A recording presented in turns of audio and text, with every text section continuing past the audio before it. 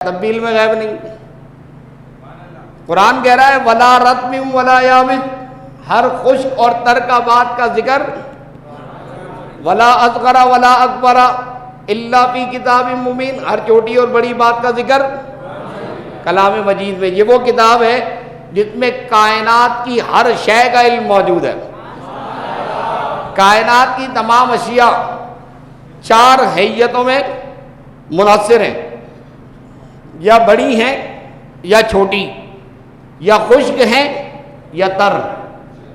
اور قرآن کہہ رہا ہے کہ ہر چھوٹی بڑی ہر خشک تر بات کا ذکر اس میں موجود ہے۔ اور یہ وہ قرآن ہے کہ اگر پہاڑوں پہ نازل ہوتا تو پہاڑ خشیت الہی سے ریزہ ریزہ ہو جاتے۔ سوچو قلب مصطفیٰ کتنا مضبوط ہے کہ کلام الہی کی جلالت کو برداشت کر کے اسے اپنے اندر جذب کر لیا، اور آقا کریم کی وساطت سے، ان کے وسیلے سے اس امت کے حفاظ کا سینہ کتنا مضبوط ہے کہ انہوں نے قرآن مجید کو اپنے سینے میں محفوظ کیا ہوا ہے۔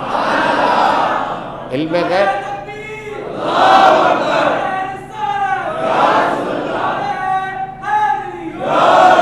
رسول پاک صلی اللہ تعالی علیہ وآلہ وسلم کہ علم غیب پر قرآن کی ایک نہیں سینکڑوں آیتیں، سینکڑوں احادیث ہیں، لیکن صرف ان تمام آیتوں کو چھوڑ کر، جیسے میں نے ابھی چوتھے پارے کی آیت پڑھی، کبھی وہ آیت نہیں پڑھیں گے کہ یہ والی آیت پڑھ کے بتاؤ نا، کبھی امت کے سامنے یوٹیوب کے ڈبے سے باہر نکل کے آگے بیٹھو، یہ والی آیت پڑھو، اس آیت کا ترجمہ کرو، تفسیر کرو، اس کے بعد لے کر آؤ ابو بکر جساس کو لے کر آؤ کہ امام بکر جساس نے کیا کہا، امام قرطبی کی تفسیر سامنے رکھو، تفسیر قرطبی، اور اس آیت کو پڑھو، امام جلال الدین کی تفسیر سامنے رکھو اور اس آیت کو پڑھو، اور پھر بتاؤ، اب بتاؤ امت کو کہ تم کیا ترجمہ اور تفسیر کر رہے ہو۔ کہیں پر بھی جساس کو لے کے نہیں آئیں گے، کبھی کہاں پر قرطبی کو لے کے نہیں آئیں گے، کہیں پر بھی جلال الدین کو لے کے نہیں آئیں گے، کہیں پر بھی سیوطی کو لے کے نہیں آئیں گے، کہیں پر بھی محلی کو لے کے نہیں آئیں گے۔ ہر جگہ اپنی من مانی، اپنی اٹکل بچوں سے باتیں بیان کر کے امت میں سوائے فساد پھیلانے کے اور فساد کے دروازے کھولنے کے، لوگ ہمیں کہتے ہیں کہ ہم فساد نہیں پھیلا رہے، ہم تو چوکیداری کا کام کر رہے ہیں۔ رات کے اندھیرے میں دو لوگ نکلتے ہیں، دونوں کا نام 6 سے آتا ہے، دونوں کا نام، ایک جو ہے دبے پاؤں جا رہا ہوتا ہے خاموشی سے کہ پاؤں زور سے اس لیے نہیں رکھتا کہ کہیں پاؤں کی آہٹ سے کوئی اٹھ نہ جائے، اور دوسرا آدمی کیا کرتا ہے، شور مچاتا ہوا جا رہا ہوتا ہے، کھمبے بجاتا ہوا جا رہا ہوتا ہے۔ لوگ برا کس کو بولتے ہیں؟ بولو بولو، شور بجانے والے کو، کھمبے بجانے والے، یار نیند خراب کر دی، حالانکہ وہ تمہاری بھلائی کے لیے شور مچا رہا ہے۔ بولو، وہ تمہاری بھلائی کے لیے شور مچا رہا ہے کہ بھائی سوتے رہنا لیکن ذرا جاگتے بھی رہنا، ہوشیار بھی رہنا، اور وہ جو خاموشی سے جا رہا ہے وہ چپ چاپ سے تمہاری آنکھوں سے کاجل چرا کے لے جائے۔ سیدی اعلیٰ حضرت امام اہل سنت مجدد دین ملت امام احمد رضا فاضل بریلوی رحمۃ اللہ تعالی علیہ نے اس کی پوری منظر کشی کو اس انداز میں بیان کیا۔ آپ فرماتے ہیں کہ سونے والے جاگتے رہیو، چوروں کی رکھوالی ہے، سونا جنگل رات اندھیری، چھائی بدلی کالی ہے۔ میرے دوستوں بزرگوں، یقین جانیے کہ نبی علیہ السلام کی محبت ہی دین حق کی شرط اول ہے۔ اگر حضور کی محبت نہیں ہے، اگر حضور کا ادب نہیں ہے، اگر حضور کا احترام نہیں ہے، اور جب حضور کا احترام نہیں ہے تو باقی ہے کیا گیا؟ ایمان کس چیز کا نام ہے؟ ایمان نام ہی اسی بات کا ہے کہ ہم نبی علیہ السلام سے بے لوث اور بے غرض ہو کے محبت کریں، اور حضور کی محبت پر کسی کی محبت غالب نہ آنے دیں کہ سب سے بڑھ کر جو محبت ہے، آقا کریم صلی اللہ علیہ وسلم نے ارشاد فرمایا لا یؤمن احدکم حتی اکون احب الیہ من والدہ وولدہ والناس اجمعین۔ تم ایمان والے ہو ہی نہیں سکتے جب تک کہ تمہارے دل میں کائنات کی ہر شے سے بڑھ کر میری محبت نہ ہو۔ اور جس کے دل میں محبت ہو وہ رسول کے بارے میں قرآن کھول کر ایسی تفسیریں کرے کہ رسول کچھ نہیں جانتا، رسول کو دیوار کے پیچھے کا نہیں پتا، رسول کو یہ نہیں پتا، رسول اپنے بارے میں نہیں جانتا، یہاں تک کہ یہ کہنا کہ رسول اپنے خاتمے کے بارے میں نہیں جانتا۔ میں نے کہا تمہارے منہ میں آگ کہ تم اتنی بڑی بات کر رہے ہو. ابے وہ رسول تو ہمیں وہ عظیم الشان رسول اللہ نے عطا کیا جنہوں نے اپنی زندگی میں اپنے صحابہ کو ایک بار نہیں کئی بار بار بار آپ نے فرمایا ابو بکر جنتی ہے، عمر جنتی ہے، عثمان جنتی ہے، سعد جنتی ہے. صحابہ کو جنتیں تقدیم کی ہیں. حضرت ایک صحابی رسول جو بڑے مشہور واقعہ ہے کہ وہ تہجد کی نماز میں جب حاضر تھے اور انہوں نے آپ صلی اللہ علیہ وسلم کی خدمت کی، حضور نے فرمایا سل ربیہ. حضرت ربیہ رضی اللہ تعالیٰ کیا مانگا تھا؟ حضرت ربیہ نے کیا مانگا تھا؟ جنت مانگی تھی. حضور نے فرمایا بتاؤ سل، مانگو کیا مانگتے ہو؟ حضرت ربیہ نے اسألک مرافقتک بالجنہ یا رسول اللہ، مجھے جنت میں آپ کی خدمت کا موقع چاہیے.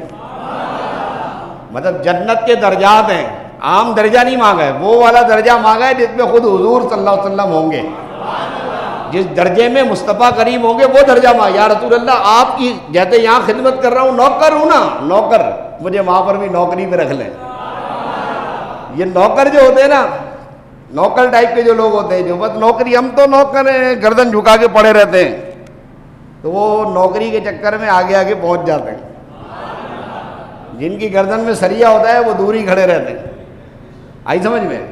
تو حضرت ربیہ رضی اللہ تعالیٰ یا رسول اللہ آپ کی نوکری کروں گا. اسألک مرافقتک بالجنہ یا رسول اللہ، جنت میں آپ کی رفاقت چاہتا ہوں، خدمت کروں گا. حضور نے فرمایا او غیر ذالک، کچھ اور کا وہی وضع کا. حضور نے فرمایا او غیر ذالک، ارے بھائی اور بھی کچھ مانگ. صحابی چاہتے تو کہہ سکتے ہیں نا مجھے پناہ، انہوں نے کہا نہیں یا رسول اللہ جنت میں آپ کی رفاقت مل جائے پھر باقی مجھے کس چیز کی ضرورت ہے. سرکار فرما رہے ہیں او غیر ذالک، اور بھی کچھ مانگ. شاعر نے شاعری نہیں حقیقت بیان کرتے ہوئے اس حدیث کے لیے ایک خوبصورت نعت کے جملے اتنے یوں تحریر کیے کہ اب تنگی داماں پہ نہ جا اور بھی کچھ مانگ،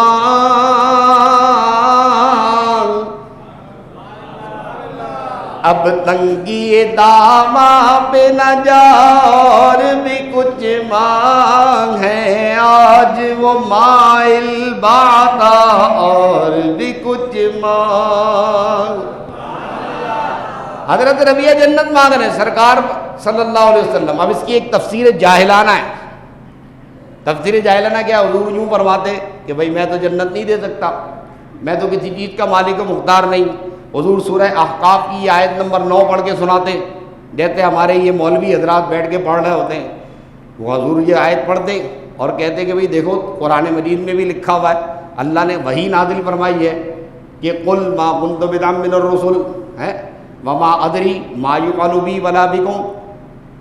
اللہ تعالیٰ نے فرما دیا اے ربیہ یہ تم نے کیا سوال کر لیا، تم مجھ سے مدینے میں گھر مانگ لو، مدینے میں بنگلہ مانگ لو، تم مجھ سے مدینے کی زمین مانگ لو، کھجوروں کا نخلستان مانگ لو، یہ تو میں تمہیں دے سکتا ہوں، لیکن میں تمہیں جنت دے دوں یا جنت میں اپنے ساتھ لے چلوں، جنت تمہیں کیسے دے سکتا ہوں؟ جنت تو صرف تمہیں اللہ ہی دے گا. سرکار یوں فرماتے ان کی زبان میں کہ بھئی بسترے اٹھاؤ، لوٹے اٹھاؤ، سمجھے، اور اس کے بعد سڑکیں ناپو، پھر کہیں جا کے تمہیں جنت ملے گی. میرے سے محبت کر کے جنت تھوڑی ملے گی. حضور یوں فرماتے ہیں. یہ تھی تفسیر جاہلانہ. لیکن تفسیر عالمانہ کیا ہے کہ سرکار کے غلام نے جب عرض کی اسألک مرافقۃ فی الجنہ، تو آقا کریم صلی اللہ تعالیٰ علیہ وسلم نے فرمایا اور مانگ اور مانگ اور مانگ. جب کہا نہیں وہی چاہیے وہی چاہیے وہی چاہیے، ارشاد فرمایا بس ٹھیک ہے پھر کثرت سجود سے میری مدد کرو، کثرت سجود سے.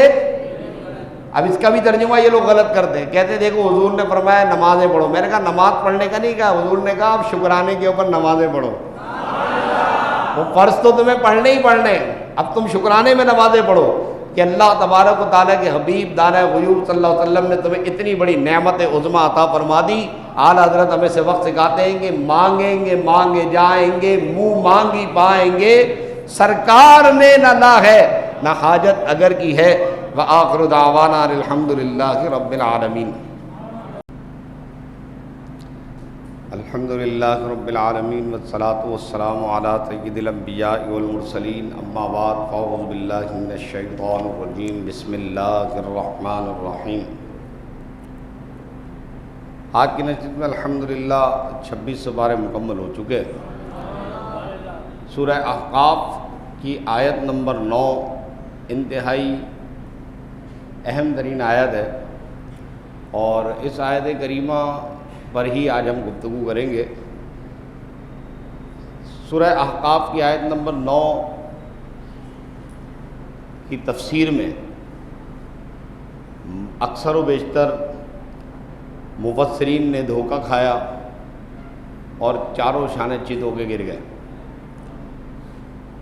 کیونکہ اس آیت کریمہ کا ترجمہ یہ ہے کہ اے حبیب صلی اللہ علیہ وسلم تم فرماؤ میں کوئی انوکھا رسول نہیں، پہلا پوائنٹ،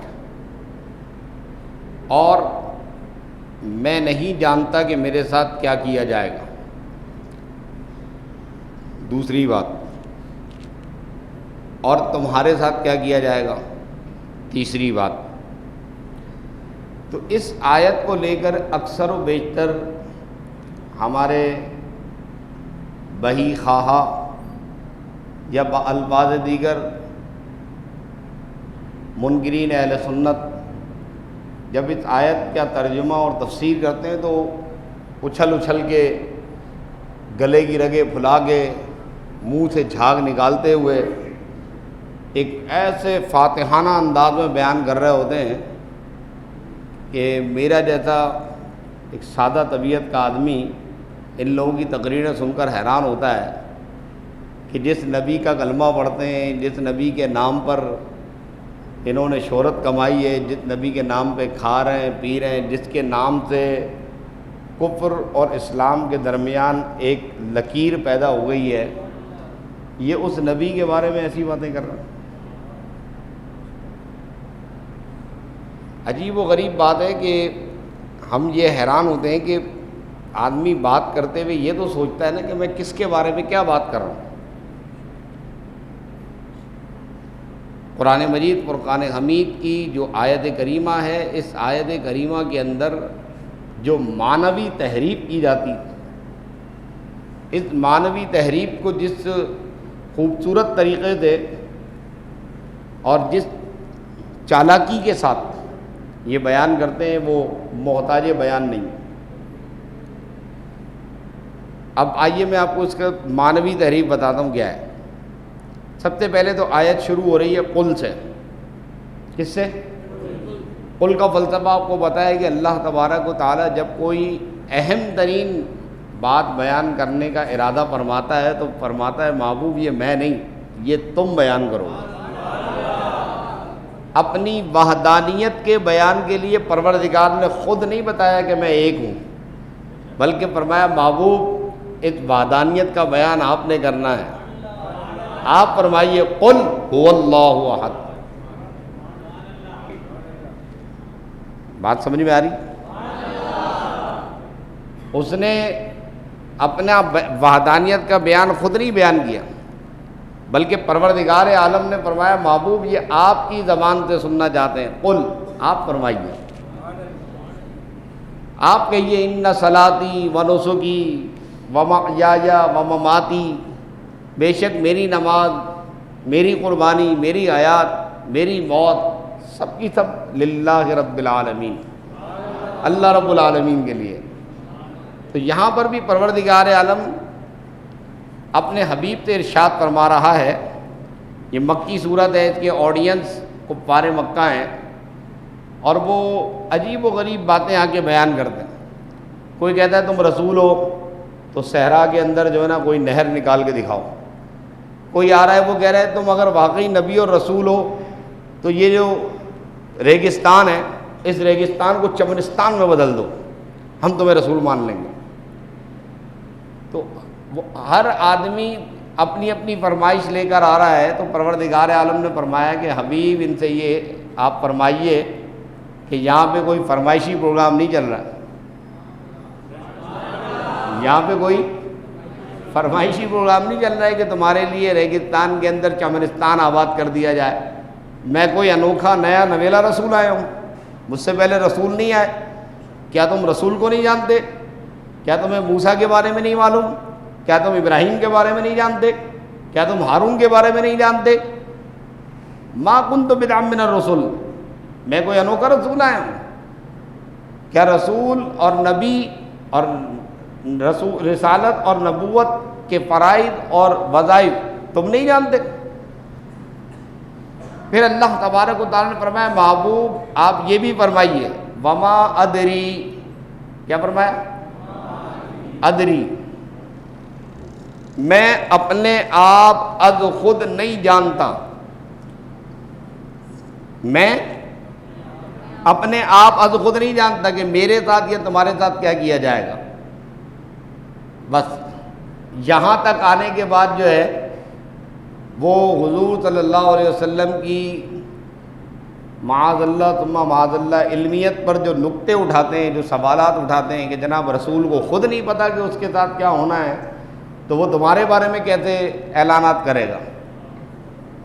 ہم نے کہا کہ بھائی میرے بولنے سے پہلے تول تو لو، کس کے بارے میں کیا بات کرتے ہو؟ قرآن میں لکھا ہوا ہے۔ میں نے کہا قرآن میں لکھا ہے وما ادری، وما ادری سے پہلے قل، حبیب آپ کہیے میں نہیں جانتا از خود، ادری در کن سے نکلا ہے جس کا معنی ہوتا ہے از خود کسی بات کا اٹکل بچوں سے جان لینا، تو میں اٹکل بچوں سے کوئی بات نہیں جانتا، از خود کوئی بات نہیں جانتا، مگر یہ کہ ان اتبع الا ما یوحی الی، ہاں میں جانتا ہوں صرف وہ بات جو میری طرف وحی کی جاتی ہے،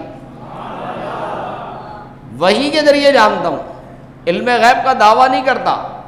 علم غیب، عالم الغیب اللہ کی ذات ہے، لیکن اللہ تعالیٰ نے قرآن میں کہیں یہ نہیں فرمایا کہ ہم اپنے حبیب کو غیب کا علم نہیں دیتے، بلکہ اس کے برعکس قرآن مجید میں یہ فرمایا جا رہا ہے کہ ما کان اللہ لیذر المؤمنین علی ما انتم علیہ حتی یمیز الخبیث من الطیب وما کان اللہ لیطلعکم، اللہ کی یہ شان نہیں کہ ہر کسی ایرے غیرے نتھو خیرے اٹھائے گیرے سڑک چھاپ مولوی کو علم غیب سکھا دے، ہر کسی کو نہیں سکھائے گا۔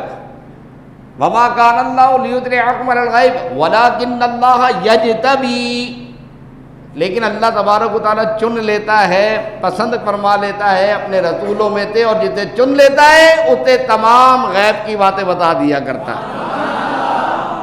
تو رسول اللہ صلی اللہ علیہ وسلم علم غیب جانتے ہیں اللہ کے بتانے سے، اللہ عالم الغیب ہے اور رسول علم غیب جانتے ہیں اللہ کے بتانے سے۔ تو یہاں یہ آیت کا ترجمے میں جو ڈھنڈی ماری جاتی ہے نا معنوی تحریف کی کہ جناب رسول نے تو خود کہہ دیا میں نہیں جانتا، تو علماء مفسرین نے جو 14 سال میں امام ابو بکر جساس آئے ہیں، حضرت امام ابو بکر جساس کے بعد آپ لیجیے حضرت علامہ محمود آلوسی البغدادی رحمۃ اللہ تعالیٰ علیہ تفسیر روح المعانی کے اندر فرما رہے ہیں، امام قرطبی تفسیر قرطبی میں بیان فرما رہے ہیں، امام فخر الدین رازی تفسیر کبیر میں اس کی تفسیر کر رہے ہیں، امام جلال الدین سیوطی تفسیر جلالین میں تفسیر کر رہے ہیں۔ یہ ساری تفسیریں لپیٹ کے سمندر میں ڈال دو یار، یہ سب تفسیریں سمندر میں ڈال دو، ایک تفسیر پلمبر لے کے آ جاؤ اور وہ پوری قوم کو زبردستی پہنا دو کہ یہ تفسیر پلمبر ہے، یہی پہنو، اسی کے اندر دین بتایا جا رہا ہے، جو یہ بتا رہا ہے وہ یہی دین ہے۔ باقی امام قرطبی کو، امام ابو بکر جساس کو، روح المعانی کو، سب کو اٹھا کے سمندر میں ڈال دو، دین پورا ہو گیا۔ تو اب کسی تفسیر کی ضرورت نہیں ہے، غامدی نے تفسیر کر دی ہے، بس ختم ہو گئی بات، اس کے آگے بات کرنے کی ضرورت ہی نہیں ہے۔ وہ غامدی وہاں بیٹھ کر کے ایسے فیصلے کر رہا ہے کہ یہ کوئی اصول ہی نہیں ہے۔ ارے جو اصول امام کرخی بنا کے چلے گئے، امام بزدودی بنا کے چلے گئے، امام سرخسی بنا کے چلے گئے، سرخسی کو، بزدودی کو اور کرخی کو سب کو اٹھا کے باندھ کر کے سمندر میں ڈال دو، بس ایک تفسیر غامدی لے کے بیٹھ جاؤ اور سب کو پہنا دو کہ بھائی واہ واہ واہ آپ نے بڑا دین کی خدمت کری ہے کہ رسول پاک صلی اللہ علیہ وسلم کی ذات پر کھینچ کے، الیاذ باللہ ایسے لفظ استعمال نہیں کرنے چاہیے کہ حضور کی ذات کو آپ نے کھینچ کے بالکل اپنے برابر لا کے کھڑا کر دیا۔ حضور کچھ جانتے ہی نہیں، وہ تو کچھ جانتے ہی نہیں، انہیں کچھ پتہ ہی، قرآن میں لکھا ہوا وہ کچھ نہیں جانتے۔ تو میں نے کہا اچھا بھائی اب میرے سوال کا جواب دو، آپ ایمان رکھتے ہو کہ جہنم ہے؟ بولو، جہنم ہے؟ جنت ہے؟ اچھا، جنت کے اندر حوریں بھی ہیں؟ نہریں بھی ہیں، محل بھی ہیں، کھانے پینے بھی ہیں، اچھا صراط مستقیم بھی ہے، صراط مستقیم بھی ہے، سارے 2.5 من کی گردن ہلا رہے ہیں، چھناک بھر کی زبان کوئی نہیں ہلا رہا۔ ہاں یہ ہمارے سنیوں کا سب سے بڑا پرابلم ہے۔ اس کے مقابلے میں آپ کووں کی محفل میں چلے جائیں، وہ اپنی چھناک بھر کی زبان پہ اتنا شور مچاتے ہیں، اتنا شور مچاتے ہیں کہ دوسرے کوے جو دور کہیں بیٹھے ہوتے ہیں وہ بھی آ جاتے ہیں۔ ہمارے سنی ہر کام چپ چاپ خاموشی سے کرتے ہیں، بس اشاروں سے یوں یوں کر کے، کہ کسی کو پتہ نہ چلے کہ ہمارا عقیدہ کیا ہے، ہمارا نظریہ کیا ہے۔ اگلے ہمارے عقیدے کی واٹ مار رہے ہیں بیٹھ کے، چیر پھاڑ کر رہے ہیں عقیدے کو، ہم یہ مصلحت پسندی کے اندر مرے چلے جا رہے ہیں۔ نہیں نہیں نہیں، ہمیں اپنی ہم لڑنے والے نہیں ہیں۔ ارے اللہ کے بندے اپنے عقیدے کو سنبھال، یہ تیری زندگی کا نہیں، تیری آخرت کا معاملہ ہے، کہ اگر عقیدہ درست نہ رہا تو یہ رمضان، یہ تراویح، یہ روزے، یہ حج، یہ عمرے سب کے سب لپیٹ کر گلے میں ڈال دیے جائیں گے۔ عقیدہ مضبوط ہونا چاہیے۔ بولو جہنم ہے، جنت پر یقین ہے، صراط مستقیم پر یقین ہے، یہ جو تیرے ساتھ فرشتے ہیں اس پر یقین ہے، یہ فرشتے تیرے ساتھ ہیں، عذاب قبر پہ یقین ہے۔ مجھے بتاؤ ان میں سے کون کون سی چیزیں تم نے دیکھی؟ کس نے بتایا تم کو؟ اب بتاؤ، یہ ساری کی ساری باتیں تم کو رسول اللہ نے بتائی ہیں، اور پھر بھی کہتے ہو کہ رسول کا علم غیب نہیں۔ یہ جو کتاب ابھی ہم تراویحوں میں سن رہے ہیں، یہ آسمانی کتاب ہے، کس نے بتایا؟ یہ بھی رسول نے بتایا۔ ماہ رمضان آیا، ماہ رمضان آیا۔